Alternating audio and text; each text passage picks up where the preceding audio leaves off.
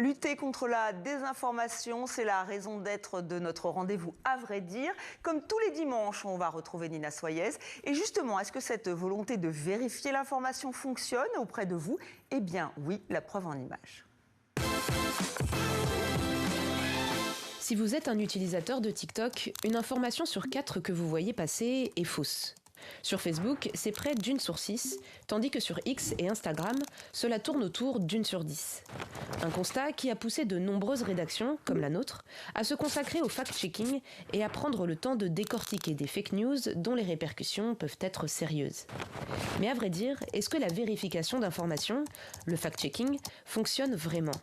C'est ce qu'ont voulu vérifier une équipe de chercheurs de Sciences Po et de l'Université de Liège en Belgique, en collaboration avec des journalistes de l'agence France Presse. Pendant 1 an et demi, ils ont analysé les comportements d'utilisateurs de Facebook qui ont été confrontés à des informations identifiées comme fausses. Et les résultats sont assez concluants. Déjà de la part de l'algorithme de Facebook. Une fois l'article de vérification publié, la fausse information en question est moins mise en avant et sa viralité baisse en moyenne de 8%. Mais pour cela, il faut 3 critères. Que l'information soit identifiée comme complètement fausse, et pas partiellement, ce qui peut parfois être le cas.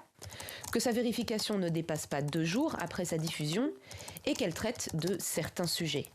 Si la fausse information concerne la guerre en Ukraine, sa vérification aura beaucoup plus de résonance que si elle concerne le Covid ou la crise climatique.